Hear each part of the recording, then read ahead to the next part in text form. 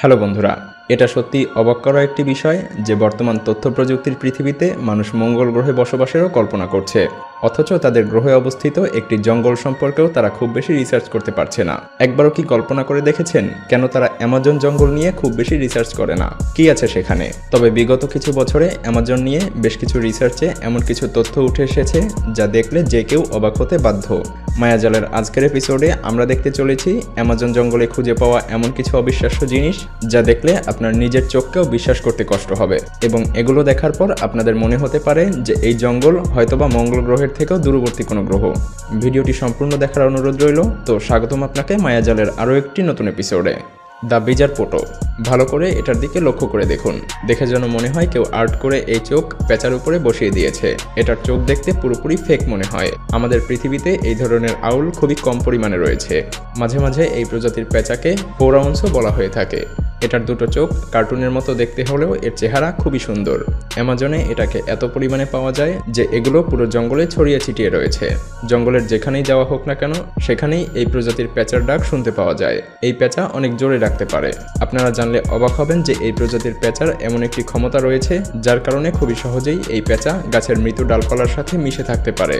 এই ফিচারের কারণেই বিভিন্ন শিকারী প্রাণী থেকে সে নিজেকে রক্ষা করতে পারে।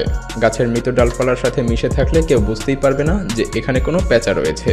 সেই সাথে তার এই অদ্ভুত ধরনের চোখের কারণেই সে খুব ভালো শিকারী। এই পেঁচা অনেক দূর থেকেও তার শিকারকে দেখতে পায়। Amazon tribe.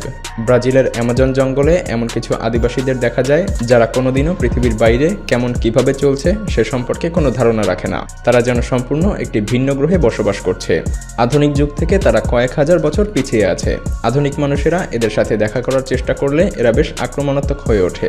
অ্যামাজনের গভীর জঙ্গলে এসব আদিবাসীদেরকে দেখা যায়। যদি কোনো রিসার্চার হেলিকপ্টার নিয়ে তাদের এলাকায় প্রবেশ করে তবে তারা সেই হেলিকপ্টার ভূপাতিত করার জন্য নানা রকম পদক্ষেপ নেয়, যেমনটা আপনারা এই ফটোগুলোতে দেখতে পাচ্ছেন।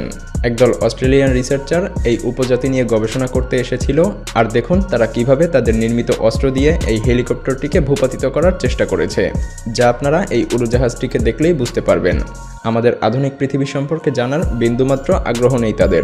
আমাদের আধুনিক পৃথিবী তথ্য প্রযুক্তি নির্ভর হলেও সেখানে তাদের কিছুই যায় আসে না। এ নিয়ে তাদের বিন্দুমাত্র মাথা ব্যথা নেই। শুধু এই আদিবাসীরাই নয়, বরং আমাদের চারপাশের অনেক মানুষ এখনও পৃথিবী সম্পর্কে খুবই কম ধারণা রাখে। বিশ্বায়নের এই যুগে কিভাবে প্রতিনিয়ত পৃথিবী বদলে যাচ্ছে, কিভাবেই বা পাল্টাচ্ছে চাকরি এবং ব্যবসা বাণিজ্যের ধরন, এসব সম্পর্কে আমরা এখনও উদাসীন। অথচ পুরো পৃথিবী হয়ে পড়েছে প্রযুক্তি নির্ভর। প্রযুক্তি নির্ভর এই যুগে ভিডিও কন্টেন্টের চাহিদা দিন দিন বেড়েই চলেছে। আর এসব বিবেচনা করে হাজারো স্বপ্নবাজ তরুণ প্রতিনিয়ত চেষ্টা করছে মায়াজালের মতো করে ভিডিও মার্কেটিংয়ের মাধ্যমে তাদের নিজেদের স্মার্ট ক্যারিয়ার গড়তে। কিন্তু আমি কিভাবে এত ইনফরমেশন এবং ফুটেজ কালেক্ট করি, কিভাবেই বা ভিডিও এডিট করি যার কারণে অর্ধেকেরও বেশি কপিরাইট ইস্যু সলভ হয়ে যায়, কিভাবে প্রপারলি এসইও করি, কোন স্ট্র্যাটেজি ফলো করে হাজার হাজার ভিডিওর ভিড়ে মায়াজালের ভিডিওগুলোকে র্যাঙ্ক করাই, এত নতুন চ্যানেলের ভিড়ে কিভাবে মায়াজালের পজিশন ধরে রাখি, কিভাবেই বা আমি কপিরাইট ইস্যুগুলো সলভ করি, কোন স্ট্র্যাটেজি ফলো করে এত দ্রুত সাবস্ক্রাইবার অর্জন করি, এছাড়াও আরও নানা প্রশ্ন। আর এমন হাজারো প্রশ্ন আমাদের মনের মধ্যে ঘোরে যার সঠিক উত্তর আমরা কোথাও পাই না।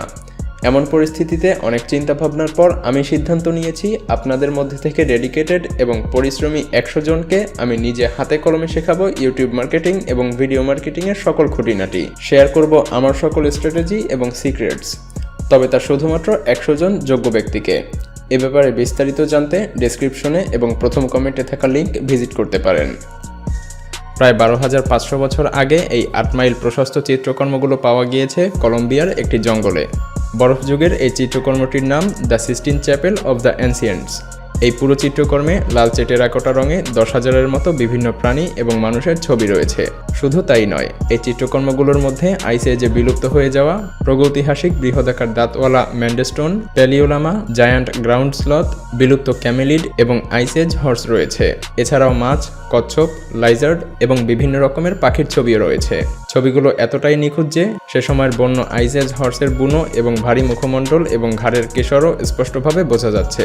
অনেক উঁচু এই পাথরের দেয়ালে শিল্পীদের হাতের ছাপ এবং প্রাচীন মানুষের একে অপরের হাত ধরে একত্রে নাচের চিত্রগুলো সেই সময়ের কোনো অজানা সভ্যতাকেই নির্দেশ করে। এই গুরুত্বপূর্ণ আবিষ্কারটি করেছে ব্রিটিশ কলম্বিয়ান একটি টিম, যাদের প্রধান জোস ইরাটে। তিনি মনে করেন এই গুরুত্বপূর্ণ আবিষ্কারটি এতটাই বড় এবং সূক্ষ্ম যে এর গবেষণা সম্পূর্ণ করতে কয়েক প্রজন্ম পার হয়ে যাবে। হোয়াইট জিন বার্ডস।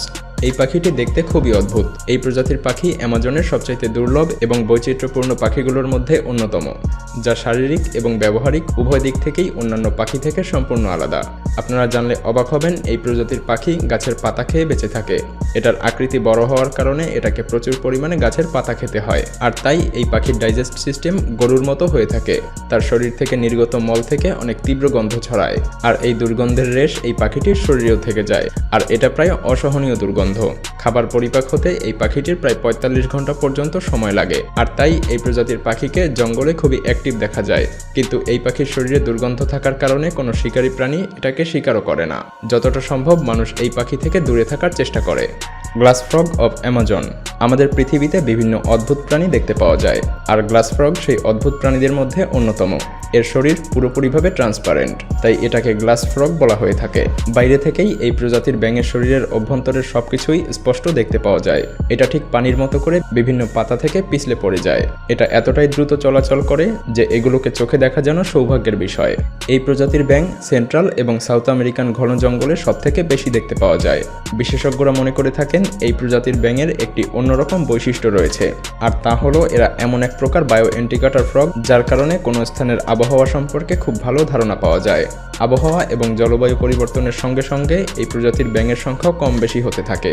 এই প্রজাতির ব্যাঙ যে জঙ্গলে থাকতে পছন্দ করে, সে জঙ্গলের তাপমাত্রা দিন দিন বৃদ্ধি পেতে থাকে। বৃষ্টির পরিমাণ কমে আসলে জঙ্গল শুকিয়ে যেতে থাকে, আর এভাবেই পরিবেশ বিজ্ঞানীরা এই ব্যাঙের মাধ্যমে অনেক কিছুই জানতে পারে। Plastic eating mushroom. বর্তমান পৃথিবীর অনেক বড় একটি সমস্যা প্লাস্টিক, যা আমাদের পৃথিবীকে প্রতিনিয়ত দূষিত করে চলেছে। তবে কি এই সমস্যার কোনো সমাধান নেই? অ্যামাজন জঙ্গলে পাওয়া যায় এমন এক প্রকারের ছত্রাক যা সাধারণত প্লাস্টিককে খেয়ে ফেলে। ইয়েল ইউনিভার্সিটির প্রফেসর এবং শিক্ষার্থীদের একটি গ্রুপ এই প্রজাতির ছত্রাক নিয়ে বেশ গবেষণা চালিয়েছিল, এবং তারা দেখতে পায় এই প্রজাতির ছত্রাক প্লাস্টিক এবং পলিথিন খুবই সহজেই শোষণ করে নিজে অর্গানিকভাবে বড় হয়ে থাকে। হ্যাঁ বন্ধুরা, ঠিকই বলছি, এই প্রজাতির মাশরুম প্লাস্টিক খেয়ে বেঁচে থাকার ক্ষমতা রাখে, এমনকি এগুলো অক্সিজেন ছাড়াও বেঁচে থাকতে পারে। ভবিষ্যতে এই প্রজাতির ছত্রাক দিয়ে আমাদের পৃথিবী থেকে প্লাস্টিকের বর্জ্য পর্যন্ত অপসারণ করাও সম্ভব। যদিও এই প্রজাতির ছত্রাককে প্লাস্টিক শোষণ করতে অনেক জটিল কিছু প্রক্রিয়ার মধ্যে দিয়ে যেতে হয়, কিন্তু তারপরও মানবসৃষ্ট সমস্ত প্লাস্টিক দ্রব্য বা বর্জ্য পদার্থ শোষণ করতে পারবে কিনা তা নিয়ে বিজ্ঞানীদের মনে যথেষ্ট সংশয় রয়েছে। The boiling river. সায়েন্স এবং মিথ বয়েলিং রিভারকে সম্পূর্ণ আলাদা দৃষ্টিকোণ থেকে দেখে। অ্যামাজনের রেইন ফরেস্টে কয়েক শতাব্দী ধরে এই নদীটির অস্তিত্ব বিজ্ঞানীরা খুঁজে পেয়েছিল না। তবে অ্যামাজনের বিভিন্ন উপজাতিকে এই নদী সম্পর্কে অনেক মিথ বলতে শোনা যেত। বিজ্ঞানীরা যখন ফাইনালি এই নদীর অস্তিত্ব খুঁজে পেল, তখন তারা বিশ্বাস করতে বাধ্য হয়েছিল যে পৃথিবীর মধ্যে সর্ববৃহৎ থার্মাল রিভার এটাই, আর এই নদীর পানি সবসময় ফুটতে থাকে। এই নদীর অবস্থান সেন্ট্রাল অ্যামাজন পেরুর ঘন জঙ্গলে। এই নদীর কেন্দ্রবিন্দুতে যতই অগ্রসর হওয়া যায় ততই তাপমাত্রা বৃদ্ধি পেতে থাকে, এমনকি এর কেন্দ্রবিন্দুর তাপমাত্রা মাঝে মধ্যে ১৩৫ ডিগ্রি সেলসিয়াস পর্যন্ত ছড়িয়ে যায়। এই নদীটির পাশে বেশ কয়েকটি থার্মাল ওয়াটারফলও রয়েছে, আর এগুলোই এই নদীটিকে বয়েলিং রিভার করে তুলেছে। এটা দেখতে যেমন ভয়ঙ্কর সুন্দর, তেমনি সামুদ্রিক প্রাণীদের জন্য এটা নরকের সমান। কোনোভাবে যদি এই নদীটির মাঝখানে চলে আসেন, তবে নিশ্চিত আপনি সিদ্ধ হয়ে যাবেন। Walking tree. আপনারা কি কখনো কল্পনা করতে পারবেন যে একটা গাছ কিভাবে হাঁটতে পারে? আপনি কল্পনা করতে পারেন আর না পারেন, অ্যামাজনের এই প্রজাতির গাছ কিন্তু ঠিকই হাঁটতে পারে। আমরা অনেক হলিউড মুভিতে দেখেছি যে গাছ এভাবে হাঁটে, কিন্তু বাস্তবে ওয়াকিং ট্রি এত দ্রুত হাঁটে না, বরঞ্চ এগুলো এত কম গতি নিয়ে হাঁটে যে আমরা সেগুলো দেখতেই পাবো না। এটার সামনের দিকে আগানোর কৌশল একটু ভিন্ন রকম।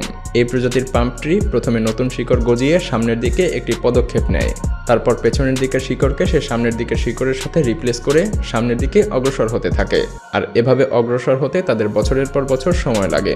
এই প্রজাতির পাম্প ট্রিকে কাসপোনা বলা হয়ে থাকে। মিস্টেরিয়াস জিওপোলস।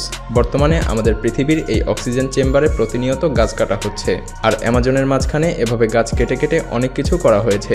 যেমন এখন আপনারা যা দেখতে পাচ্ছেন, এটা দেখে কোনোভাবেই জঙ্গল মনে হয় না, এটা যেন একটি আবাদি জমি। ভালো করে লক্ষ্য করে দেখুন, এত বিশাল একটি এলাকা জুড়ে গাছ কেটে ফেলার পরেও এখানে বৃহদাকার 450টি আলাদা আলাদা আকৃতি। এই আকৃতিগুলোর কোনোটা রিং আকারের, আবার কোনোটা বর্গাকৃতির, অর্থাৎ জিওপোলস। আর এভাবে গাছ কেটে কারা এমন আকৃতি তৈরি করেছে সে সম্পর্কে এখন পর্যন্ত জানা যায়নি। আর এটা কেন বানানো হয়েছে সেটা এখন পর্যন্ত রহস্য। তবে গবেষকরা মনে করেন বেশ কিছু জনগোষ্ঠী তাদের ধর্মীয় রীতিনীতি অনুসারে এগুলো করেছে কোনো না কোনোভাবে। তবে সঠিক উত্তর কারোরই জানা নেই। অ্যামাজনিয়ান পিঙ্ক ডলফিন। সমুদ্রে বসবাসকারী ডলফিনের গায়ের রং ভিন্ন রকম, কিন্তু অ্যামাজনের ডলফিনের গায়ের রং গোলাপি হয়ে থাকে। অনেকে মনে করেন ডলফিনের গায়ের রং গোলাপি এটা একটা গুজব, কিন্তু অ্যামাজনে গেলে গোলাপি রঙের ডলফিন খুব ভালোভাবেই দেখতে পাওয়া যায়। এই প্রজাতির ডলফিন ফ্রেশ ওয়াটারে থাকতে পছন্দ করে। এটার গায়ের রং গোলাপি হওয়ার কারণে বিজ্ঞানীদের মনে বেশ কিছু প্রশ্ন জাগে, আর অনেক গবেষণার পরেও সেসব প্রশ্নের উত্তর বিজ্ঞানীরা খুঁজে পাননি। এই ডলফিনগুলোর মধ্যে সবথেকে অদ্ভুত মোটো ডলফিন। এটার গায়ের রং গাঢ় গোলাপি। অ্যামাজনে এই ডলফিনের সংখ্যা প্রায় 10,000-এরও বেশি। সাউথ আমেরিকার বিভিন্ন কন্টিনেন্টে ডলফিনের প্রায় 40টি প্রজাতি দেখতে পাওয়া যায়। বৈজ্ঞানিক কিছু রিসার্চের কাজে ডলফিন শিকার করা হয়, তাই ডলফিনের সংখ্যা দিন দিন কমে যাচ্ছে। তবে এই ডলফিনের কারণে নদীর পানি খুবই কম পরিমাণে দূষিত হয়। দ্য সিল্ক হাইং স্পাইডার। এই প্রজাতির মাকড়সা তাদের সিল্ক দিয়ে এক প্রকার টাওয়ার বানিয়ে থাকে, আর এই চিত্রকর্মে বিজ্ঞানীরা অবাক হয়ে যায়। তার এই চিত্রকর্ম হুবহু দেখতে স্টোনহেঞ্জের মতো, আর এই স্টোনহেঞ্জের অবস্থান ইংল্যান্ডে। যাই হোক, এই ভিডিওতে আপনারা নিজেরাই দেখতে পাচ্ছেন একটি মাকড়সা কিভাবে তার সিল্ক দিয়ে এই কাঠামোটি তৈরি করছে। পেরুতে এটাকে সিল্ক হেঞ্জও বলা হয়ে থাকে। এটা এই মাকড়সার একটি স্পেশাল ফিচার। অ্যামাজনের প্রায় সব জায়গাতেই এই ধরনের সিল্ক টাওয়ার দেখতে পাওয়া যায়। বিশেষজ্ঞরা বলে থাকেন এটা মাকড়সার সম্পূর্ণ ভিন্ন একটি প্রজাতি। এই প্রজাতির মাকড়সার ডিএনএ অন্যান্য স্বাভাবিক মাকড়সার ডিএনএর থেকে সম্পূর্ণ আলাদা। সর্বপ্রথম এমন একটি ভিডিও ন্যাশনাল একুয়াডোরের সামনে আসে, যেখানে দেখা যায় একটি মাকড়সা তার সিল্ক হেঞ্জ ভেঙে ফেলছে। আর এরপর থেকেই গবেষণা করে জানা যায় যে এই সিল্ক হেঞ্জের মাঝখানে এই প্রজাতির মাকড়সা ডিম পাড়ে, এবং ডিম পেড়ে সে তার ডিমের চারপাশে এরকম বেড়ার মতো করে জাল বুনে দেয়। এরপরেও বিজ্ঞানীদের কাছে এই প্রজাতির মাকড়সার জীবনচক্র এবং রিপ্রোডাকশন প্রক্রিয়া একটি রহস্য। ভিডিওটি ভালো লাগলে শেয়ার করতে পারেন, এবং আপনি যদি এমনই রহস্য, রোমাঞ্চ, আনকমন আর ইন্টারেস্টিং ভিডিও দেখতে পছন্দ করে থাকেন তবে মায়াজাল চ্যানেলটিকে এখনই সাবস্ক্রাইব করুন এবং পাশে রাখা বেল আইকনটি প্রেস করুন। তো দেখা হচ্ছে আগামী এপিসোডে। ততক্ষণ পর্যন্ত ভালো থাকবেন। ধন্যবাদ।